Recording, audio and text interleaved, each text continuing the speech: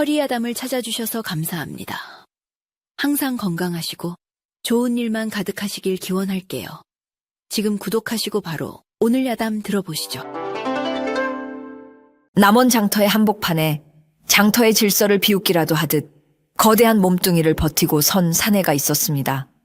그의 별명은 돼지, 남원 장터의 무법자이자 저작거리 상인들에게는 저승사자와도 같은 왈패 두목이었습니다. 그날도 돼지는 자신의 패거리들을 이끌고 좌판을 걷어차고 상인들을 협박하며 보호비라는 명목에 뜯어내고 있었습니다. 이 영감탱기가 아직도 정신을 못 차렸네. 오늘까지 돈을 못 바치면 내 놈의 팔다리가 무사할 줄 알아. 힘없는 노점상의 멱살을 잡고 흔드는 그의 모습에 사람들은 겁에 질려 고개를 돌릴 뿐 누구 하나 나서는 이가 없었지요. 바로 그때였습니다. 인파를 해치고 작고 앳된 여자아이 하나가 아장아장 걸어 나오고 있었습니다. 아이의 이름은 소미.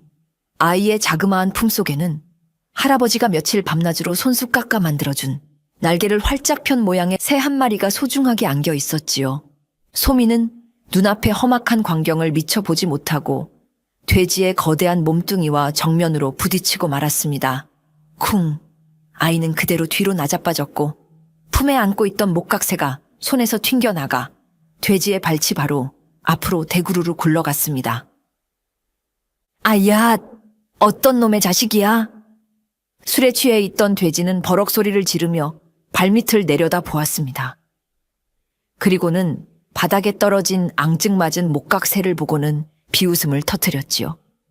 뭐야, 이까진 나무 쪼가리 때문에 내 발을 더럽힐 뻔했잖아. 그는 고의적으로 자신의 육중한 발로 목각새를 지그시 밟았습니다. 빠직!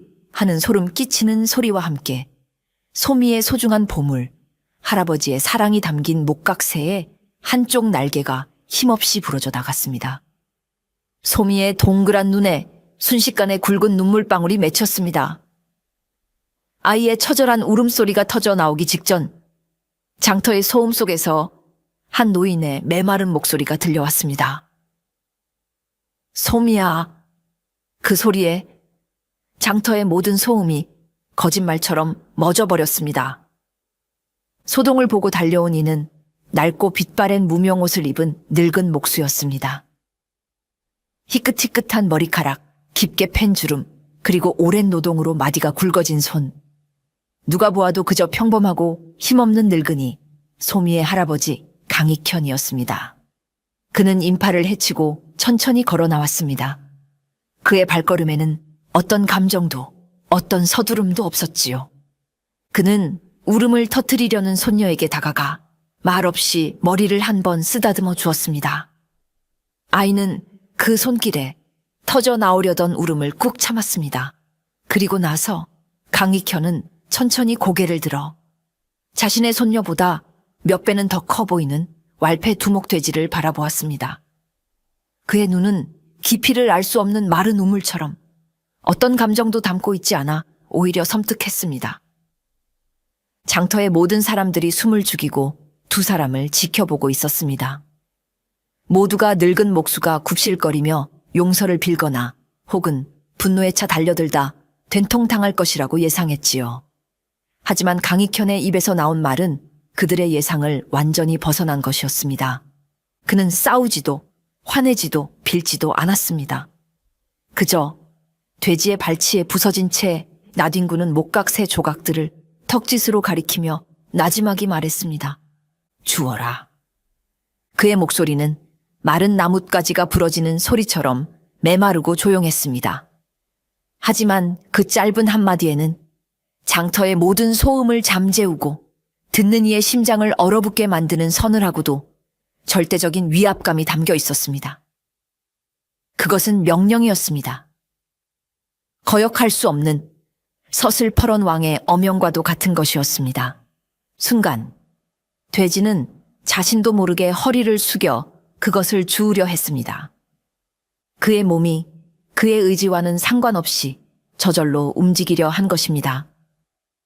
하지만 그는 이내 정신을 차리고 자신의 나약한 반응에 얼굴이 불그락푸르락해졌습니다.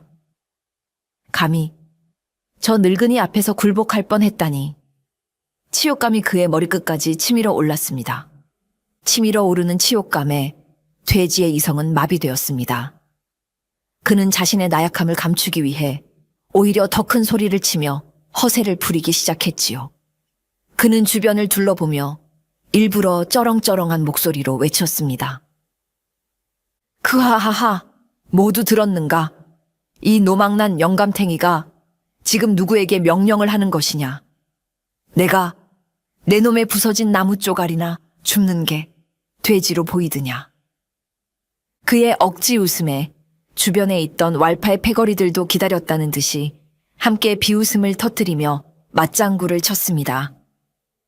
두목님, 말씀이 맞습니다. 저 영감, 오늘 제삿날인 줄도 모르고 날뛰는구먼. 돼지는 군중의 호응에 더욱 기고만장해졌습니다. 그는 자신의 실수를 만회하고 자신의 위엄을 되찾기 위해 더욱 잔인하고 어리석은 선택을 하고 말았지요. 그는 아직 부서지지 않은 목각새에 남은 조각마저 자신의 육중한 발로 한 번 더 힘껏 짓밟아 으깨버렸습니다. 빠지직, 이제는 형체도 알아볼 수 없을 만큼 산산조각이 나버렸습니다. 어떠냐, 영감, 내 놈 손녀의 눈물을 닦아주고 싶으냐? 그렇다면 돈을 가져와야지, 돈을. 어디서 감히 천한 목수놈이 이 몸에게 명령질이야. 그는 바닥에 침을 탁 뱉고는 강익현의 어깨를 손가락으로 툭툭 치며 희롱하기 시작했습니다. 왜 그러는가? 화가 나는가? 그렇다면 어디 한번 쳐보시게. 이 늙어빠진 주먹으로 내 얼굴에 흠집이라도 낼 수 있겠는가? 왈패들은 모두 배를 잡고 웃었습니다. 그들의 눈에 강익현은 그저 손녀 앞에서 망신만 당하고 아무것도 하지 못하는 무력한 늙은이에 불과했습니다. 하지만 그들은 보지 못했습니다. 강익현의 그 무표정한 얼굴 깊은 곳에서 아주 차갑고 어두운 무언가가 깊은 잠에서 깨어나고 있다는 것을, 그의 마른 우물 같던 눈동자 깊은 곳에서 섬뜩한 불꽃 하나가 조용히 타오르기 시작하고 있다는 것을 말입니다. 돼지는 자신이 지금 잠자는 호랑이의 코털을 건드린 것이 아니라 그 심장을 칼로 쑤신 것임을 깨닫지 못하고 있었습니다. 아니, 정확히 말하면 그 자리에 있던 그 누구도 강익현의 움직임을 제대로 보지 못했습니다. 그가 언제, 어떻게 움직였는지. 그저 눈앞에서 무언가 그림자 같은 것이 한번 스윽 하고 흔들렸다고 느꼈을 뿐입니다.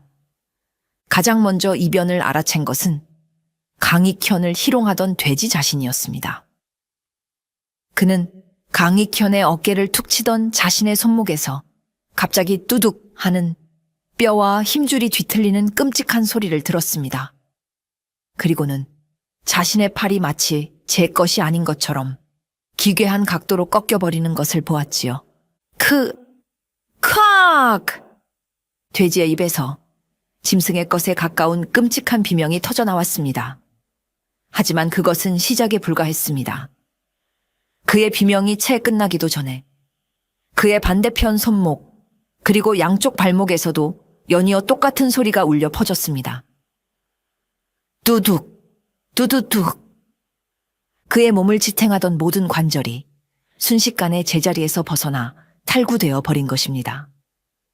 돼지의 육중한 몸뚱이는 마치 실이 끊어진 꼭두각시 인형처럼 힘없이 바닥으로 무너져 내렸습니다.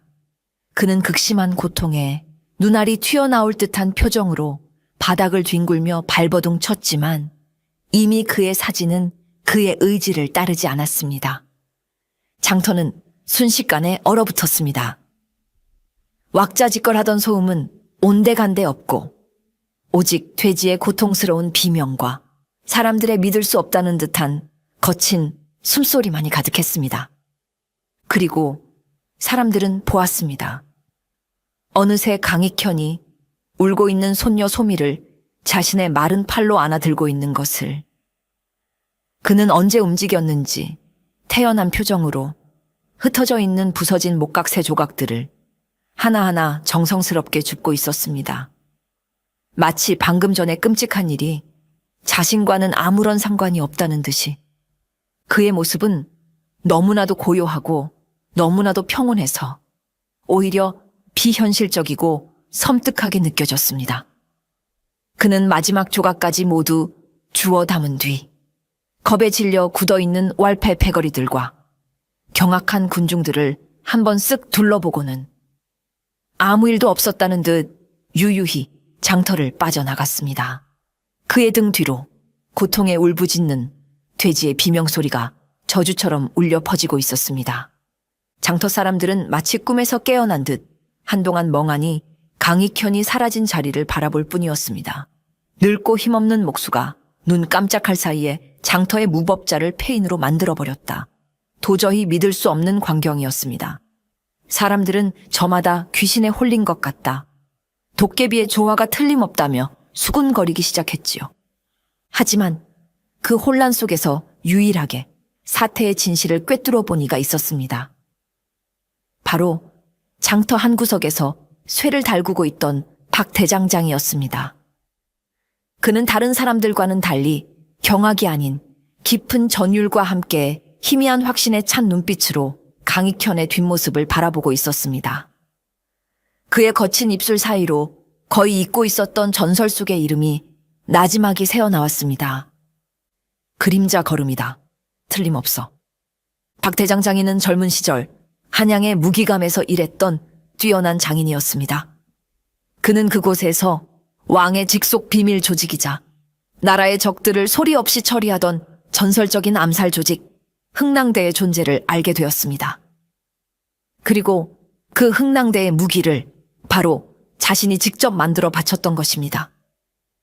흥낭대 중에서도 가장 뛰어나고 가장 잔인하며 가장 완벽했던 단 한 사람. 그는 자신의 존재를 그림자처럼 지우고 오직 왕의 명예만 움직인다 하여 왕의 그림자라고 불렸습니다. 그의 움직임은 소리가 없었고 그의 칼은 흔적을 남기지 않았습니다. 그의 그림자 걸음은 상대가 인지하기도 전에 급소를 파고들어 제압하는 신기에 가까운 보법이었습니다.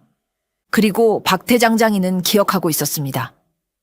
그 전설적인 그림자의 얼굴을, 그리고 그의 진짜 이름을, 바로 강익현.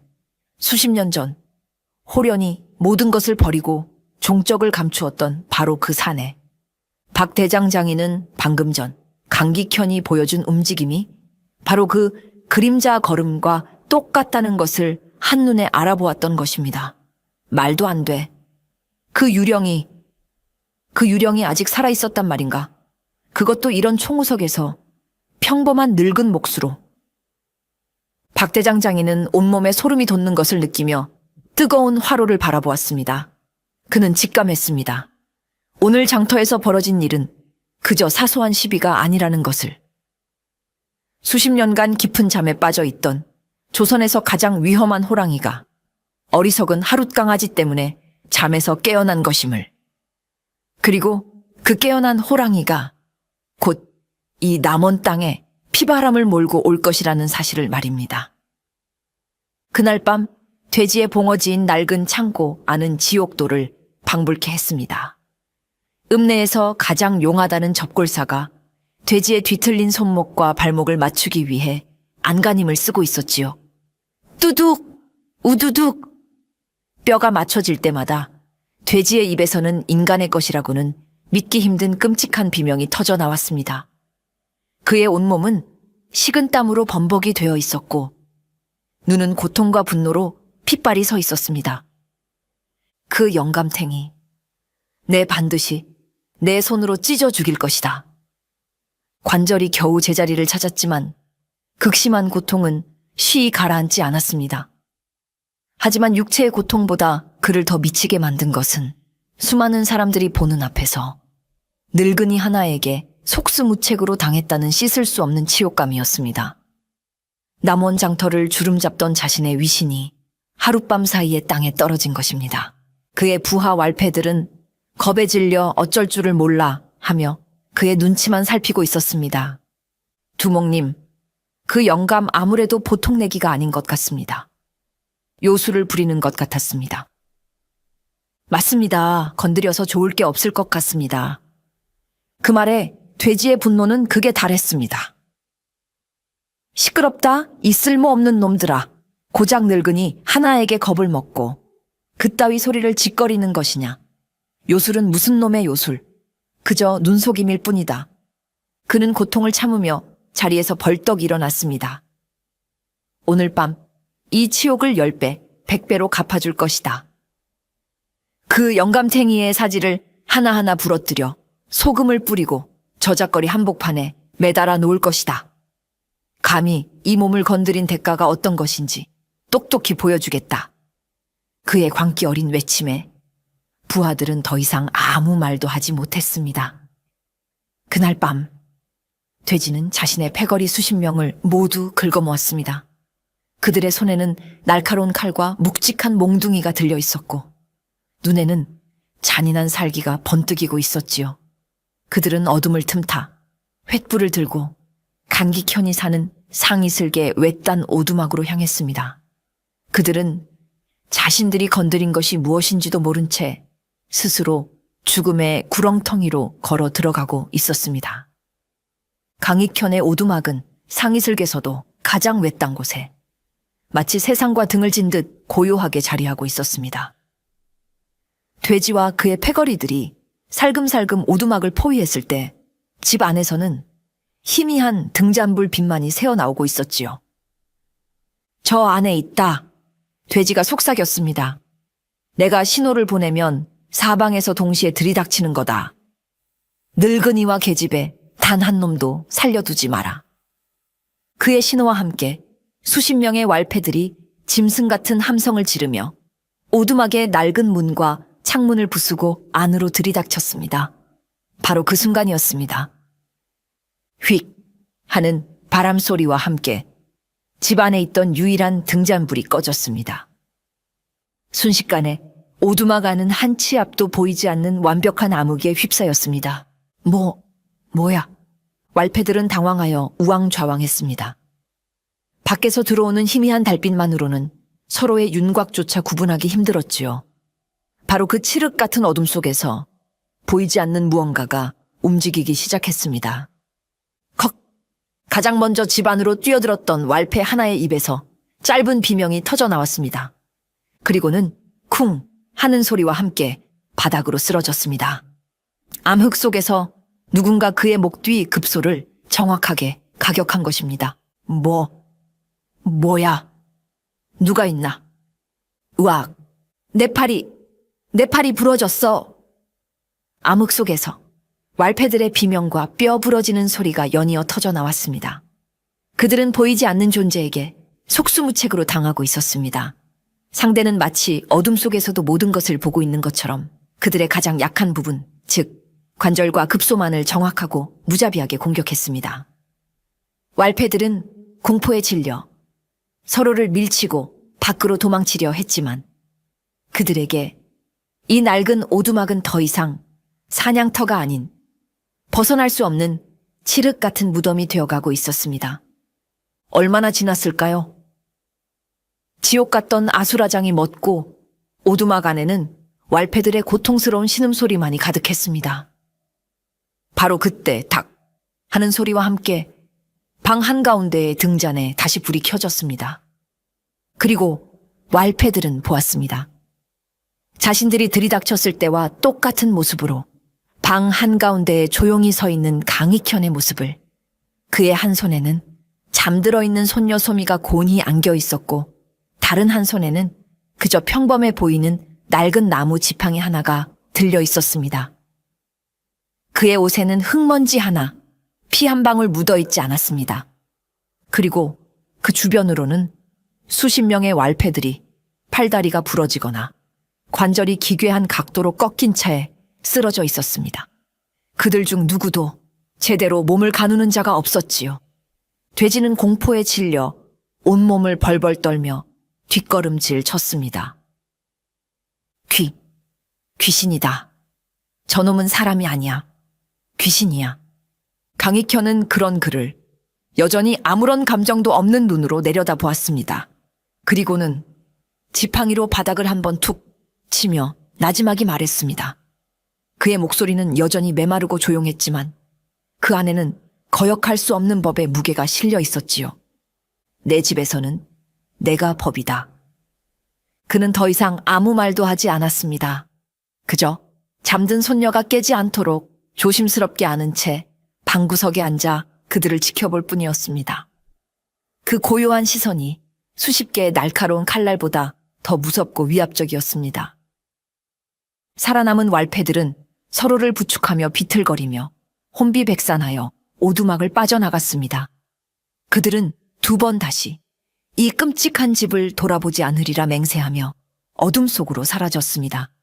그들의 등 뒤로 낡은 오두막은 아무 일도 없었다는 듯 다시 깊은 침묵 속에 잠겼습니다. 돼지는 엉망이 된 몸을 이끌고 정신없이 산을 내려왔습니다. 그의 머릿속은 온통 방금 전 겪었던 끔찍한 공포로 가득 차 있었지요. 늙은이 하나에게 그것도 캄캄한 어둠 속에서 자신의 패거리 전체가 속수무책으로 박살이 났다니 도저히 믿을 수 없는 일이었습니다. 그는 자신의 봉어지로 돌아가지 않았습니다.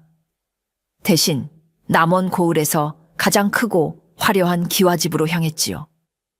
그곳은 남원의 상권을 쥐고 있는 고리대금업자이자 왈패들의 실질적인 배후인 조태섭의 저택이었습니다. 돼지는 그저 얼굴 마담일 뿐 그의 모든 악행 뒤에는 바로 이 조태섭이 있었습니다. 돼지는 조태섭의 방으로 기어 들어가 엎드려 울며 자초지종을 모두 고했습니다. 대감마님, 소인을 살려주십시오. 그 영감은 사람이 아니옵니다. 필시 요술을 부리는 요괴이거나 귀신이 분명하옵니다. 조태섭은 비단 의자에 비스듬히 기댄 채 여유롭게 술잔을 기울이고 있었습니다.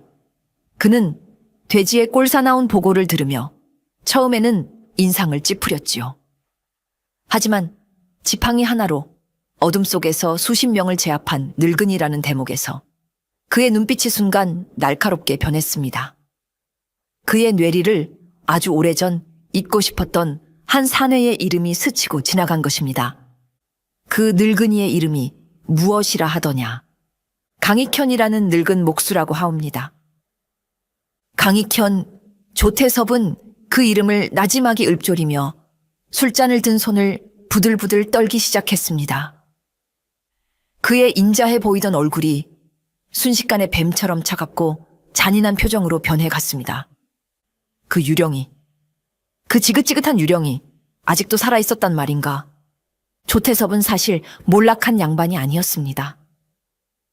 그는 수십 년 전 이 남원 고을의 막강한 권력을 휘두르던 탐관오리였습니다. 하지만 왕의 직속 비밀 감찰 조직이었던 흥랑대의 수장에게 그의 모든 비리가 낱낱이 파헤쳐져 가문 전체가 풍비박산나고 겨우 목숨만 건져 도망쳤던 과거가 있었습니다.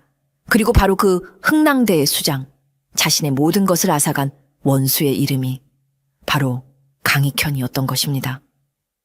조태섭은 그가 당연히 죽었거나 멀리 사라졌을 것이라고만 생각하고 있었습니다. 조태섭의 머릿속에 수십 년 전에 끔찍했던 기억이 악몽처럼 되살아났습니다. 화려했던 자신의 저택에 그림자처럼 스며들어와 자신의 모든 비리가 적힌 비밀 장부를 훔쳐갔던 검은 복면의 사내. 자신의 목에 차가운 칼날을 들이대고 너의 죄는 너의 목숨보다 무겁다 라고 속삭였던 그 서늘한 목소리. 바로 강익현이었습니다. 조태섭은 그날 이후 모든 것을 잃고 숨어 지내야 했습니다. 그는 절치부심하며 고리대금업과 온갖 추악한 방법으로 다시 불을 쌓았고 마침내 남원의 그림자 권력자가 되어 재기에 성공했지요. 그는 자신의 과거를 아는 이는 모두 죽었을 것이라고 이제는 자신을 막을 자가 아무도 없다고 믿고 있었습니다. 그런데 바로 그 원수가, 그 지긋지긋한 유령이 아직 살아있었다니. 그것도 바로 이 남원 땅에서 평범한 늙은 목수로 위장한 채 자신의 눈앞에 다시 나타난 것입니다. 하하하하. 조태섭은 미친 사람처럼 웃기 시작했습니다. 그의 웃음소리에는 광기가 서려 있었지요. 잘 되었다. 아주 잘 되었어. 내 발로 직접 찾아다니는 수고를 덜어주었구나. 그의 마음속에서 수십 년간 묵혀두었던 복수심이 독사처럼 고개를 들었습니다. 그는 이제 강익현을 단순히 죽이는 것을 넘어 그에게 자신이 당했던 것과 똑같은, 아니, 그보다 더한 고통과 절망을 안겨주기로 결심했습니다. 그 늙은이에게 어린 손녀가 하나 있다고 했겠다. 조태섭이 섬뜩한 눈으로 돼지를 내려다 보았습니다. 예, 대감마님, 눈에 넣어도 아프지 않을 만큼 애지중지하는 것 같았습니다. 좋다. 조태섭의 입가에 잔인한 미소가 걸렸습니다. 가장 소중한 것을 잃는 고통만큼 뼈에 사무치는 것은 없지. 내 그놈에게 지옥이 어떤 것인지 똑똑히 보여주마. 그는 자신의 저택 깊숙한 곳에 숨겨두었던 비밀 무기고를 열었습니다. 그곳에는 그가 만약을 대비해 길러온 충직하고 잔인한 사병 수십 명이 대기하고 있었지요. 모두 준비하라. 오늘 밤 아주 재밌는 늙은 호랑이 사냥을 시작할 것이다. 한편 강익현 역시 조태섭이 배후에 있다는 것을 짐작하고 있었습니다. 돼지 같은 왈파의 두목이 그토록 많은 수의 사병을 동원할 수는 없는 노릇이었습니다. 그는 자신의 평화로운 삶이 이제 끝났음을 직감했습니다. 조태섭이 자신을 알아본 이상 그는 결코 자신과 손녀를 가만두지 않을 터였습니다. 강익현은 그날 밤 손녀 소미를 재운 뒤 몰래 집을 빠져나와 박 대장장이를 찾아갔습니다. 박 대장장이의 대장간은 밤늦도록 쇠를 두드리는 소리로 요란했지요. 강익현의 등장에 박 대장장이는 하던 일을 멈추고 말없이 그를 안으로 들였습니다. 그는 이미 모든 것을 짐작하고 있다는 표정이었습니다. 자네 솜씨는 여전하군. 강익현이 화로의 불빛을 보며 나지막이 말했습니다. 자네의 그림자 걸음도 녹슬지 않았더군. 박 대장장이가 퉁명스럽게 대꾸했습니다. 대체 어찌 된 일인가? 조태섭 그놈이 어찌 자네를...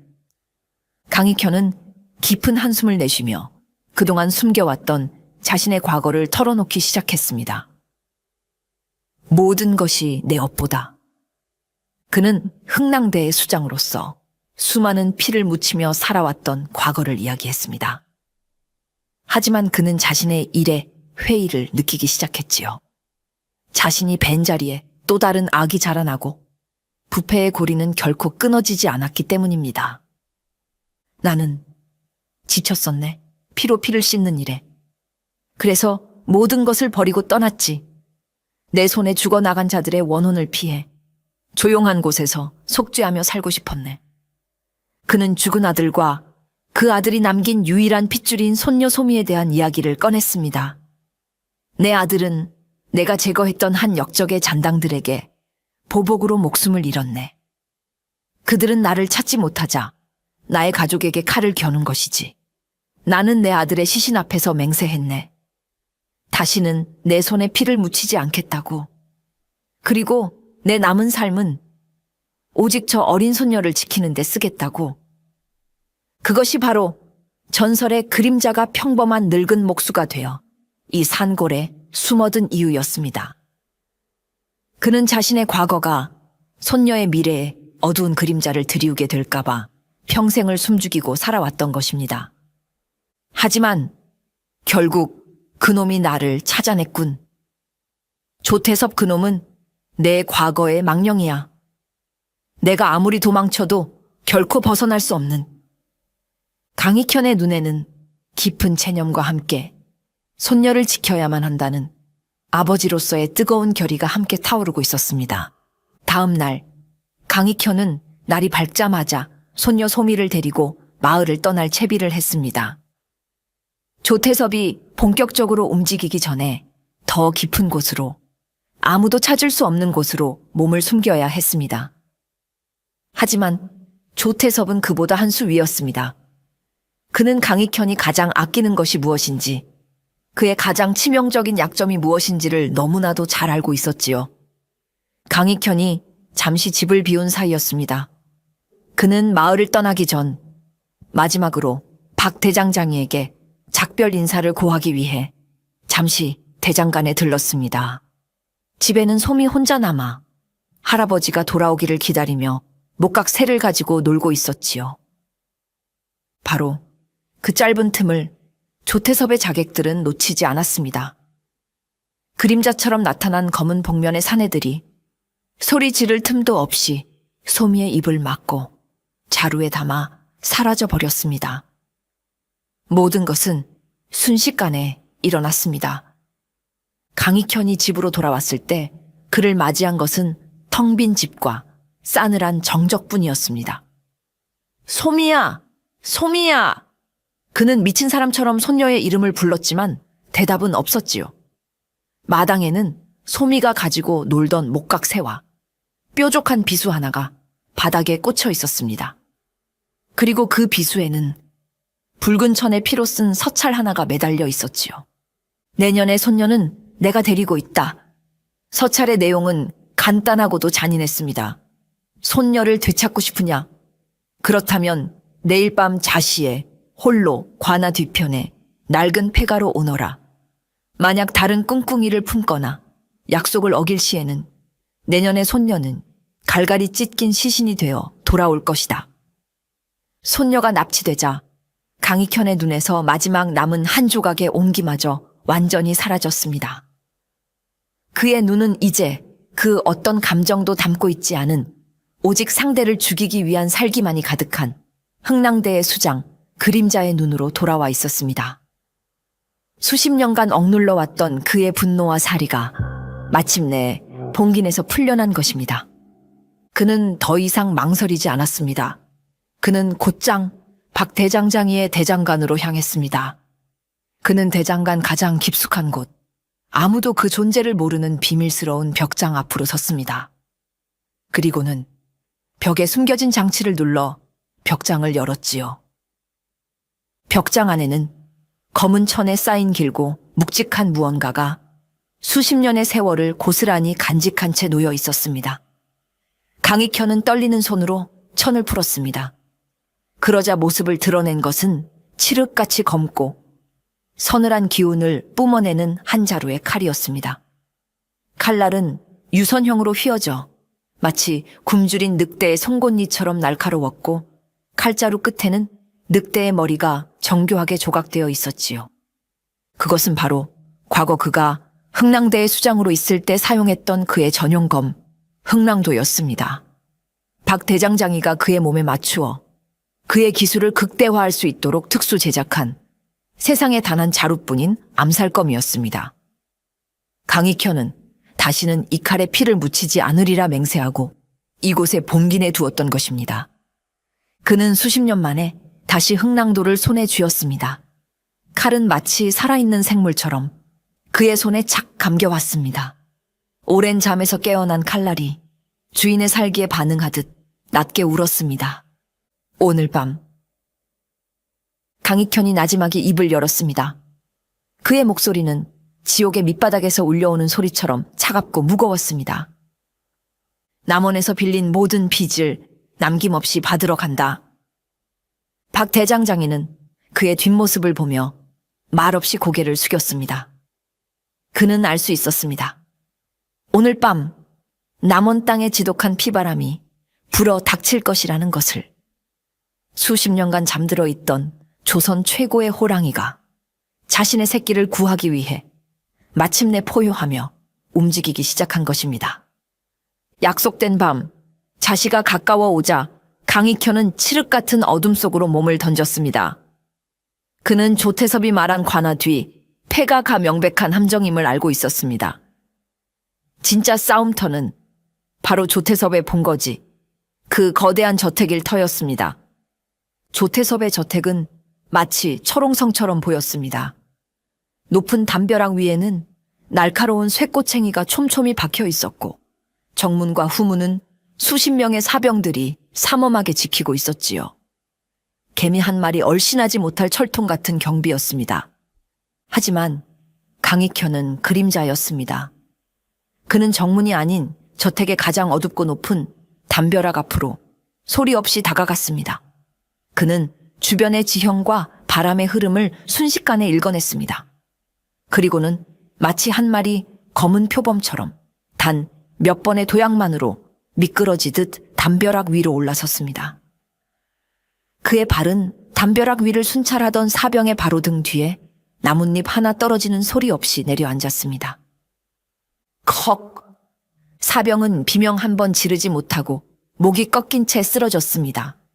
강익현은 그의 몸을 담벼락 아래로 조용히 내려놓고 안뜰로 뛰어내렸습니다. 그의 한 사람의 전쟁이 그렇게 시작된 것입니다. 그는 마치 자신의 집 안방을 거닐 듯 저택의 복잡한 구조를 꿰뚫어 보며 움직였습니다.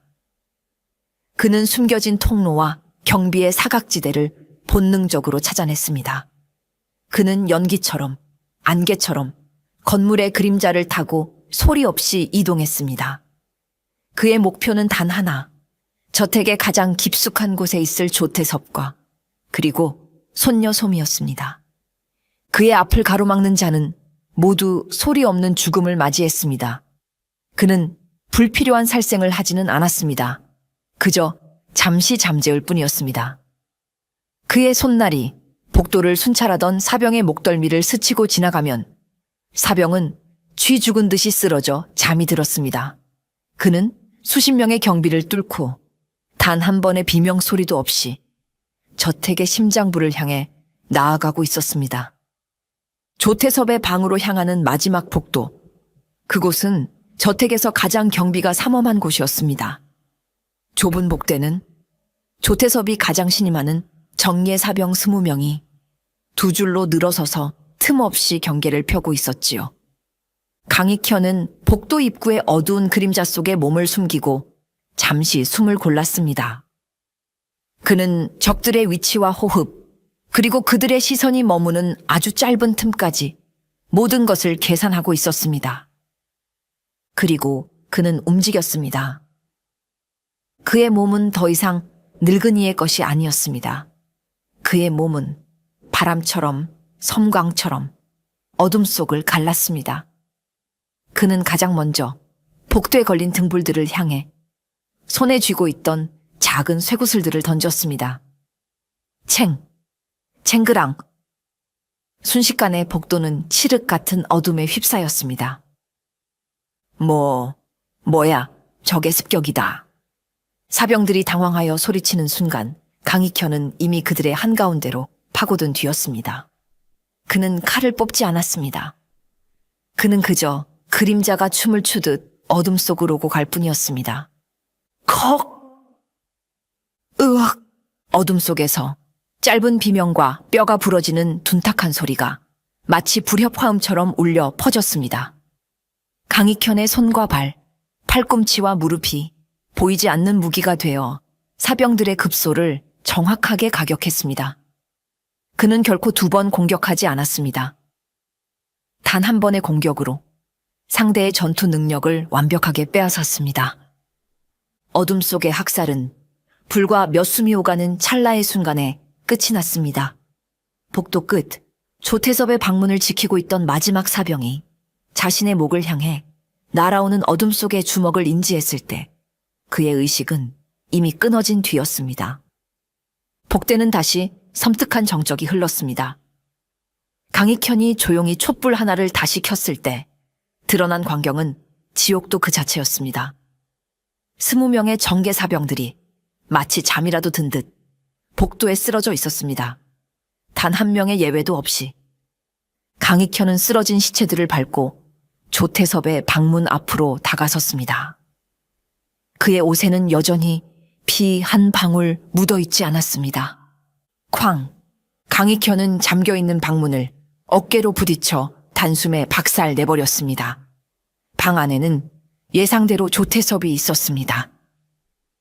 그는 값비싼 비단 의자에 앉아 떨리는 손으로 술잔을 기울이고 있었지요. 그의 얼굴에는 공포와 분노, 그리고 광기가 뒤섞여 있었습니다. 그리고 그의 바로 옆에는 의자에 묶인 채 입에 재갈이 물려있는 손녀 소미가 있었습니다. 소미는 할아버지를 보자 눈물을 글썽이며 발버둥 쳤습니다. 조태섭은 술잔을 내려놓고 자리에서 일어나 소미의 목에 차가운 칼날을 들이댔습니다. 왔구나, 왕의 개. 내 놈이 올 줄 알고 있었다.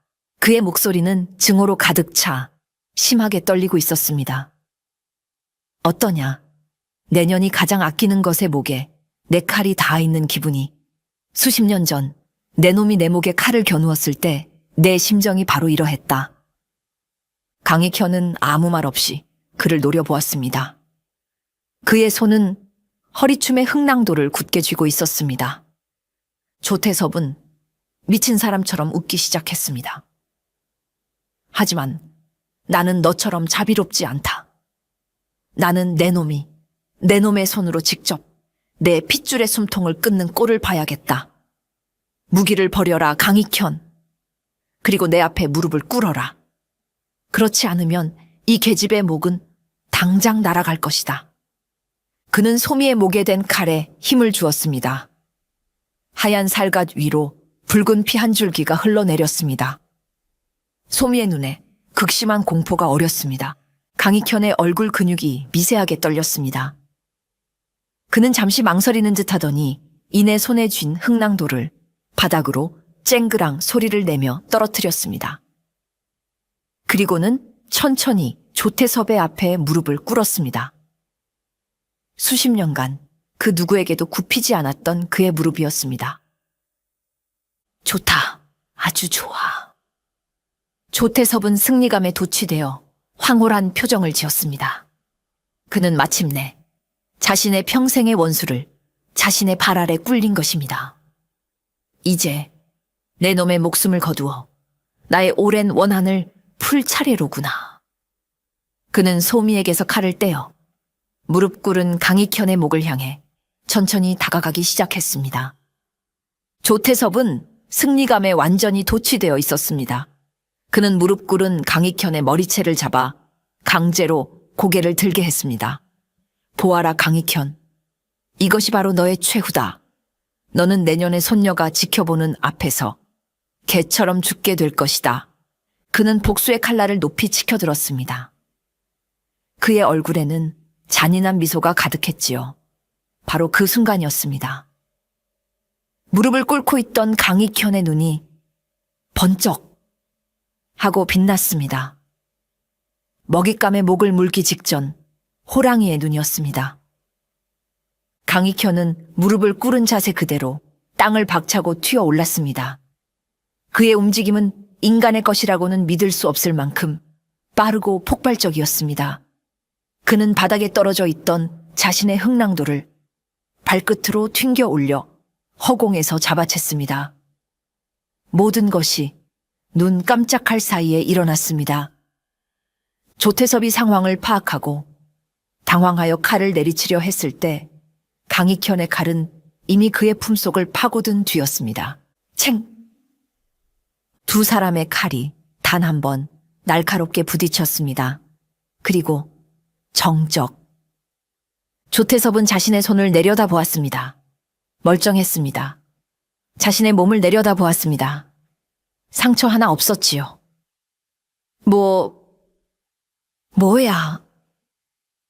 그가 비웃음을 터뜨리려던 순간 그는 자신의 손에 더 이상 칼이 들려있지 않다는 것을 깨달았습니다. 그의 칼을 든 오른팔 전체가 감각 없이 축 늘어져 있었던 것입니다. 강익현의 칼은 조태섭이 칼을 휘두르는 바로 그 찰나의 빈틈을 파고들어 그의 손목과 팔꿈치 그리고 어깨의 힘줄을 단 한 번의 움직임으로 모두 끊어버린 것입니다. 칼을 든 팔 자체가 완전히 무력화된 것입니다. 뒤늦게 찾아온 극심한 고통에 조태섭은 비명을 지르며 바닥을 뒹굴었습니다. 그의 분노에 찬 야수 같은 검술은 감정 없이 필요한 만큼만 움직이는 강익현의 섬광과도 같은 칼 앞에서 완벽하게 패배한 것입니다. 모든 것을 잃은 조태섭은 바닥에 쓰러져 피를 흘리며 마지막 발악을 했습니다. 살려다오, 익현. 내가 잘못했다. 돈이든 뭐든 네가 원하는 것은 다 주겠다. 제발 목숨만은. 수십 년 전 자신이 그토록 경멸했던 자에게 이제는 자신이 목숨을 구걸하는 처지가 된 것입니다. 강익현은 묶여있던 소미의 포박을 풀어주고 아이를 자신의 등 뒤로 숨겼습니다. 그리고는 바닥에 쓰러져 있는 조태섭에게 차가운 눈으로 다가갔습니다. 너는 내 아들을 죽였다. 강익현의 목소리는 그 어떤 감정도 담겨 있지 않아 더욱 섬뜩하게 들렸습니다. 그리고 오늘 내 손녀마저 죽이려 했지. 네가 나에게 진 빚은 돈으로 갚을 수 있는 것이 아니다. 그는 조태섭의 앞에 섰습니다. 조태섭은 공포에 질려 뒷걸음질 치려 했지만 이미 그의 몸은 말을 듣지 않았습니다. 나는 용서 없는 심판을 내린다. 강익현은 더 이상 아무 말도 하지 않았습니다. 그의 손에 들린 흥낭도가 조용히 그리고 망설임 없이 조태섭의 심장을 향해 꽂혔습니다. 컥! 조태섭의 입에서 짧은 신음과 함께 검붉은 피가 쏟아져 나왔습니다. 그의 눈에서 서서히 빛이 사라져갔습니다. 강익현은 자신의 칼을 뽑아 조태섭의 옷에 묻은 피를 닦아냈습니다. 그리고는 칼을 칼집에 넣었습니다. 이제 빚은 모두 받았다. 다음 날 아침 남원 고을은 발칵 뒤집혔습니다. 고을의 그림자 권력자였던 조태섭과 그의 모든 사병들이 하룻밤 사이에 몰살당했다는 끔찍한 소식이 전해졌기 때문입니다. 관아의 포졸들이 현장을 덮쳤을 때 거대한 저택은 마치 유령의 집처럼 고요한 시체들만이 가득할 뿐이었습니다. 사건은 미궁에 빠졌습니다. 범인의 흔적은 그 어디에서도 찾을 수 없었고 유일한 단서는 저택 곳곳에 쓰러진 수십 구의 시신 중에 칼에 의해 목숨을 잃은 자는 오직 조태섭 한 사람뿐이라는 기이한 사실이었습니다. 사람들은 저마다 조태섭의 악행에 분노한 왈패들끼리 세력 다툼을 벌이다 공멸한 것이다. 그가 해코지했던 수많은 원혼들이 마침내 그를 덮친 것이다. 라며 수군거렸습니다. 이 혼란 속에서 박 대장장이는 조용히 관아를 찾아갔습니다.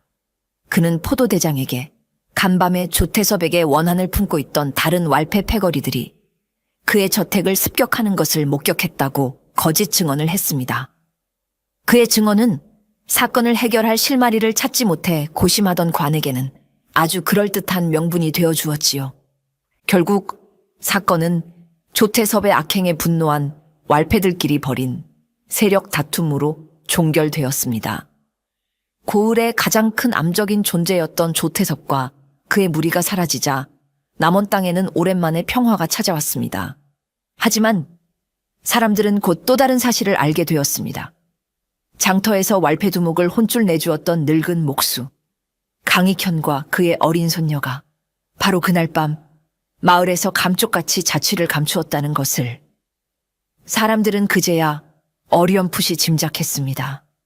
그 모든 일을 해결한 이가 바로 그 과묵하고 힘없어 보이던 늙은 목수였을지도 모른다는 것을. 강익현과 소민은 그날 밤 아무에게도 알리지 않고 조용히 마을을 떠났습니다. 그들이 어디로 갔는지는 아무도 알지 못했지요. 그들은 다시 한번 세상 속으로 그림자처럼 스며들어간 것입니다. 몇 해의 세월이 흘렀습니다. 남원장터에서 있었던 끔찍했던 사건은 사람들의 기억 속에서 서서히 잊혀갔습니다. 다만 아이들 사이에서 나쁜 짓을 하면 지팡이를 든 그림자 할아버지가 나타나 혼내준다는 무서우면서도 교훈적인 예시이야기만이 전해질 뿐이었습니다. 그 무렵 남원에서 아주 멀리 떨어진 동해의 작은 바닷가 마을. 따스한 햇살이 내리쬐는 어느 평화로운 오후였습니다. 작은 초가집 툇마루에 한 인자한 노인이 훌쩍 자란 손녀의 무릎을 베고 누워 꾸벅꾸벅 졸고 있었습니다. 노인의 얼굴에는 더 이상 과거의 그늘을 찾아볼 수 없었고 그저 평온한 미소만이 가득했지요. 소녀는 할아버지가 깨지 않도록 조심스럽게 할아버지의 흰머리를 쓸어 넘겨주었습니다. 소녀의 손에는 예전에 그것보다 훨씬 더 정교하고 아름답게 조각된 새로운 목각새 한 마리가 들려 있었습니다. 잠에서 깬 노인은 소녀의 손에 들린 목각새를 보며 흐뭇하게 웃었습니다. 그는 주머니에서 작은 조각칼을 꺼내 목각새의 날개 끝을 조금 더 부드럽게 다듬어 주었습니다. 그의 손길은 여전히 섬세하고 정교했습니다. 장터의 호랑이는 이제 더 이상 칼을 들지 않았습니다. 그는 그저 사랑하는 손녀의 곁에서 그녀를 위한 작은 행복을 깎아 만드는 평범한 할아버지로 돌아간 것입니다. 그는 길고 긴 싸움 끝에 마침내 자신이 그토록 원했던 소박하고 평화로운 삶을 되찾은 것입니다. 그들의 전설만이 남원 장터의 바람결에 실려 조용히 전해지고 있을 뿐이었습니다.